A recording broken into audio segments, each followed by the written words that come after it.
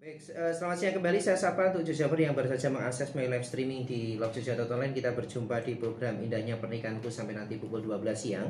Dan sudah saya buka di line WhatsApp maupun Telegramnya. Silakan di 085311665300 di 085311665300. Kita dengarkan sama-sama sering dari Kak Budi di program siang hari ini dengan temanya adalah Masih Ada Tuhan. Silakan Kak Budi. Ya, ini merupakan seri awal dari kita mau setiap keluarga, setiap pernikahan mengalami mujizat, pertolongan, bahkan keajaiban Tuhan. Karena Tuhan tidak pernah berhenti buat setiap kita.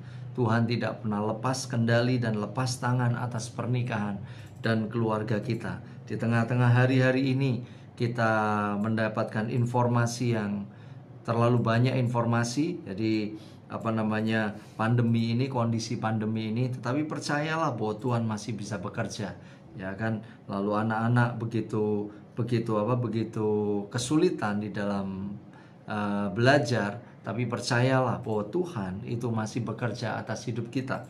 Bahkan tidak sedikit bahwa usaha-usaha juga gulung tikar, dan itu menyebabkan cukup banyak pernikahan, cukup banyak keluarga bergumul hari-hari ini. Tetapi kita mau percaya bahwa masih ada Tuhan.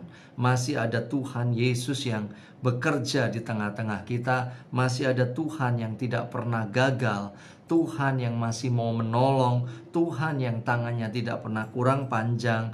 Tuhan yang terus mau bekerja di dalam hidup setiap kita. Mungkin Bapak Ibu mengalami yang namanya masa-masa yang tidak mudah, masa-masa yang benar-benar berat dan sulit Pak hari-hari ini. Tetapi percayalah bahwa Tuhan itu adalah Tuhan yang masih sanggup menolong. Kuasanya tidak terbatas. Mungkin masa-masa ini masa-masa yang paling kelam di dalam kehidupan Bapak Ibu, tetapi percayalah di tengah-tengah kekelaman kita akan melihat semburat terang yang ajaib, yaitu yang lahir dari Tuhan Yesus sendiri. Karena itu pagi hari ini kita mau belajar, masih ada Tuhan bagi keluarga kita, masih ada Tuhan bagi pernikahan kita. Jangan menyerah, jangan lelah, dan jangan berhenti berharap. Nah, kita akan belajar kali pertama dari sebuah pernikahan. Ini pernikahan awal sudah mengalami masalah, tetapi apakah Tuhan lepas tangan? Tidak, karena Tuhan itu bekerja. Saya akan bacakan dari kitab Yohanes pasal yang kedua, judul perikopnya itu perkawinan di Kana. Ini ayat yang sangat terkenal dan kita hampir pasti mengetahuinya, bahwa mujizat pertama Tuhan Yesus adalah di pesta yang namanya pesta perkawinan. Pada hari ketiga ada perkawinan di Kana yang di Galilea, dan ibu Yesus ada di situ. Yesus dan murid-muridnya diundang juga ke perkawinan itu. Ketika mereka kekurangan anggur, ibu Yesus berkata kepadanya, "Mereka kehabisan anggur." Kata Yesus kepadanya, "Mau apakah engkau daripadaku, ibu, saatku belum tiba?" Tetapi ibu Yesus berkata kepada para pelayan-pelayan, "Apa yang dikatakan kepadamu, buatlah itu." Di situ ada 6 tempayan yang disediakan untuk pembasuhan menurut adat istiadat orang Yahudi, masing-masing isinya 2-3 buyung. Yesus berkata kepada pelayan-pelayan itu, "Isilah tempayan-tempayan itu penuh dengan air," dan mereka pun mengisinya sampai penuh. Lalu kata Yesus kepada mereka, "Sekarang cedoklah dan bawalah kepada pemimpin pesta."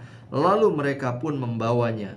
Setelah pemimpin pesta itu mengecap air yang telah menjadi anggur itu, dan ia tidak tahu dari mana datangnya, tetapi pelayan-pelayan yang mencedok air itu mengetahuinya, ia memanggil mempelai laki-laki dan berkata kepadanya, "Setiap orang menghidangkan anggur yang baik dahulu, dan sesudah orang puas minum barulah yang kurang baik. Akan tetapi engkau menyimpan anggur yang baik sampai sekarang." Ada beberapa hal yang Tuhan sampaikan di dalam terjemahan firman Allah yang hidup. Pada waktu tadi pagi saya mempersiapkan ini, tiba-tiba Tuhan bicara dengan kuat. Dan saya tertawa. Kenapa? Karena ada banyak hal yang Tuhan sediakan buat kita untuk terus mengalami Tuhan di tengah-tengah masa yang tidak mudah ini. Buat para suami, para istri, mari gantungkan iman pengharapan kita bahwa masih ada Tuhan yang mampu melakukan mujizatnya. Pertanyaannya, apa yang kita yang harus kita persiapkan untuk kita menikmati pertolongan, menikmati perjanjian Tuhan, menikmati mujizat dan campur tangan yang ajaib yang daripada Tuhan. Yang pertama adalah Alkitab dengan jelas katakan Yesus dan murid-muridnya diundang juga ke perkawinan itu. Hal yang pertama, mungkin ini klise sekali. Bagaimana kita mengalami keajaiban di dalam pernikahan kita? Undanglah Yesus. Siapa itu Yesus? Yesus adalah pribadi yang melakukan keajaiban. Orang lumpuh berjalan, orang buta melihat, orang timpang itu berjalan, dan orang yang sakit kusta ditahirkan, mengalami kesembuhan. Bahkan di tengah-tengah mereka hanya punya 5 roti dan 2 ikan. Tuhan Yesus yang melipat gandakannya saat dia mengucap syukur kepada Bapa. Dan dia pun masih mau melakukan yang ajaib buat pernikahan, buat keluarga, Bapak, Ibu, dan setiap saudara dan keluarga kami berdua.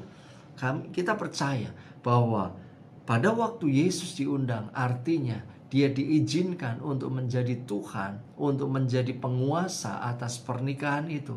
Dan dampaknya adalah keajaiban supranatural itu pasti akan terjadi di tengah-tengah pernikahan dan keluarga kita. Dan bukan cuma undang Yesus, dikatakan mereka mengundang murid-muridnya juga. Pengertian yang saya dapatkan sederhana sekali. Karena itulah izinkan kebenaran firman yang ditulis oleh para rasul itu menjadi pengajaran rasul-rasul di dalam pernikahan kita. Menjadi fondasi yang terus menguatkan sendi-sendi pernikahan kita. Yang menjadi kekuatan hati kita. Bukankah ada tertulis dikatakan kayak gini? Perempuan ini mendengar berita-berita tentang Yesus. Dari mana kita bisa mengenal Yesus? Dari mana kita bisa melihat karya Yesus yang sempurna, yang ajaib, yang luar biasa dari kebenaran firman-Nya? Karena itu saya mengajak, saya mendorong Bapak Ibu di tengah-tengah masa-masa yang tidak mudah ini. Mari terus gantungkan iman dan pengharapan kita di dalam Yesus dan di dalam pembacaan kebenaran firman Tuhan. Maka kita akan lihat keajaiban supranatural yang Dia selalu sediakan buat kita itu akan terjadi. Itu yang pertama. Yang kedua adalah mari belajar untuk datang kepada Yesus. Dan ini yang bagus banget. Ini terjemahan firman Allah yang hidup itu dimunculkan. Datang kepada Yesus dan sampaikan persoalan Bapak Ibu.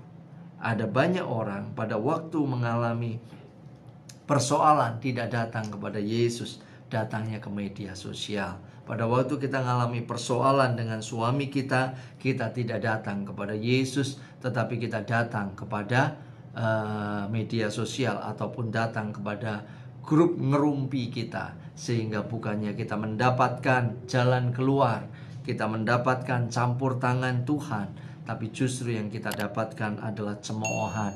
Bahkan semakin hati kita teriritasi. Kenapa? Karena kejadian dan persoalan itu. Apapun persoalan Bapak Ibu yang hari-hari ini Bapak Ibu hadapi, baik itu di dalam mendidik anak, baik itu di dalam keluarga, baik itu di dalam hubungan suami istri, baik itu di dalam urusan keuangan dan urusan lainnya. Belajarlah sampaikan persoalan kita kepada Yesus. Datang dan sampaikan persoalan kita. Jangan pernah takut. Bukankah kitab Ibrani pasal yang ke-6, pasal yang ke-4 ayat 16 katakan, baiklah kita datang penuh keberanian ke tahta kasih karunia. Supaya apa? Supaya kita mendapatkan pertolongan. Pertolongannya kapan? Tepat pada waktunya. Tepat pada waktunya. Tetapi percaya, kalau kita datang kepada Yesus dan menyampaikan persoalan kita, kita akan mendapatkan pertolongan. Itu janjinya. Itu yang dia pastikan akan kita alami. Jadi karena itu jangan berlelah-lelah, jangan takut untuk datang kepada Yesus. Datanglah dengan penuh keberanian. Seperti Maria ini datang, dia lihat kondisi, aduh nggak mungkin ini ditolong. Kalaupun mau pesan anggur lagi belum tentu ada, dan belum tentu ada uangnya di masa itu, ya kan? Tetapi dia datang kepada pribadi yang tepat. Pagi hari ini saya mengajak Bapak Ibu, mari datang kepada pribadi yang tepat. Tangannya tidak pernah kurang panjang untuk menolong. Telinganya tidak pernah kurang lebar untuk mendengarkan setiap seruan kita. Jadi karena itu yang kedua, mari datang kepada Tuhan Yesus dan sampaikan persoalan kita. Yang ketiga adalah dikatakan, kata Yesus kepadanya, mau apakah engkau daripadaku ibu, saatku belum tiba. Yang ketiga, Tuhan itu punya waktu. Percayalah Bapak Ibu, bahwa Tuhan itu punya waktu. Yakinlah bahwa Tuhan itu punya waktu untuk menolong. Mungkin saat itu pada waktu Maria menyampaikan persoalan yang dihadapi, Tuhan katakan saatku belum tiba. Dan dia berdiam. Berdiam itu bukannya dia tidak merencanakan segala sesuatunya untuk menolong kita Bapak Ibu. Jangan salah sangka dengan Tuhan Yesus. Jangan Jangan seuzon kalau bahasa sekarang itu ya. Jangan takut dan jangan curiga dengan dia. Dia berdiam diri karena dia menanti instruksi yang dari surga untuk dia melakukan keajaiban. Bukankah pada waktu Daniel menyampaikan persoalan bangsanya kepada Tuhan membutuhkan waktu 21 hari? Tapi apakah datang pertolongan? Datang Bapak Ibu. Apakah terlambat? Sangat tidak. Apakah Tuhan tidak menolong? Tidak juga. Dia menolong. Terbukti dia kirimkan Gabriel dan Mikael. Untuk apa? Untuk menyampaikan pesan. Bukankah itu ajaib? Hal yang sama juga, bahwa Tuhan punya waktu, tetapi percayalah di waktunya Tuhan itu selalu baik. Karena di Ibrani 4 ayat 16, pada waktu kita datang penuh keberanian di dalam tahta kasih karunia, maka kita akan mendapatkan pertolongan. Pertolongan apa? Tepat pada waktunya. Jadi percaya, waktu Tuhan adalah waktu yang terbaik. Waktu Tuhan adalah waktu yang sempurna. Waktu Tuhan adalah waktu yang benar-benar presisi. Dia tidak pernah salah perhitungan Bapak Ibu. Mungkin hari-hari ini engkau sedang menghadapi masalah-masalah di dalam keuangan. Hutangmu sedang menumpuk, terus menumpuk. Dan engkau katakan, saya sudah berdoa Pak. Saya sudah berseru kepada Tuhan. Tapi sepertinya tidak ada jalan keluar. Tapi sepertinya tidak ada seruan dari surga, pertolongan dari surga. Percayalah Bapak Ibu, dia punya waktu. Percayalah Bapak Ibu, pertolongannya segera datang di waktunya. Itu yang ketiga. Yang keempat adalah dikatakan, tetapi Ibu Yesus berkata kepada pelayan-pelayan, apa yang dikatakannya kepadamu, buatlah itu. Yang keempat adalah belajar untuk mentaati apapun yang Yesus perintahkan. Mungkin itu hal yang kecil, mungkin itu hal yang sederhana. Saya mau cerita Bapak Ibu. Hari itu saya bawa mobil papi saya. Saya itu bisa nyetir mobil, tetapi kalau urusan bengkel atau urusan kerusakan mobil itu saya angkat tangan. Jadi itu hanya bengkel yang bisa. Tapi papi saya bisa dua-duanya. Jadi sekaligus bengkel, sekaligus setir juga. Nah hari itu saya bawa mobil papi saya. Saya bawanya ke Jogja lagi. Dan tiba-tiba setelah saya sampai di Jogja, saya pergi, ada satu pertemuan sel. Jadi saya pergi ke pertemuan sel itu. Dan tiba-tiba mobil itu mogok. Ini mobil bukan mobil keluaran Jepang. Itu mobil keluaran Eropa. Kalau mogok didorong tidak bisa Bapak Ibu. Saya bingung. Saya ngomong, Tuhan ini mobil gimana mau diapain? Diderek juga nggak bisa. Ya, bengkel di Jogja yang ngurusi mobil itu terbatas sekali. Tidak seperti bengkel-bengkel yang lain itu bisa dibuka. Ini nggak bisa. Saya ngomong, Tuhan aku bingung. Saya datang kepada Tuhan dan tiba-tiba ada sebuah kesan di dalam hati saya. Coba buka dashboard itu kan ada pintu kecil, ya kan? Coba buka dashboard itu. Saya mau apa hubungannya ini mobil mogok dengan dashboard yang dibuka? Apakah terjadi mujizat kah? Apakah terjadi yang ajaib kah? Tetapi karena saya sudah tidak punya jalan keluar dan saya sudah habis akal, apa yang terjadi? Saya buka, Bapak Ibu. Saya buka dashboardnya, saya lihat di situ tidak ada apa-apa. Ya memang tidak ada apa-apa. Di situ isinya buku dan kunci-kunci yang ada untuk kalau terjadi kemogokan.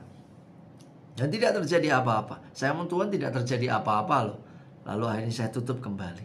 Nah, tiba-tiba ada suara kecil di dalam hati saya. Coba nyalakan mobilmu. Pada waktu saya nyalakan mobil itu, apa yang terjadi?